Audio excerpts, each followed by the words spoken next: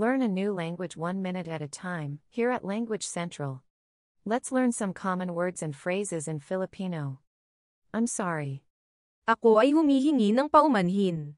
Or simply, Sorry. excuse me. Pasensya na po. Or simply, Excuse me. or, Excuse po. I apologize. Humihingi ako ng pasensya. Humihingi ako ng pasensya. Goodbye. Paalam. Or, Bye-bye. bye. Bye.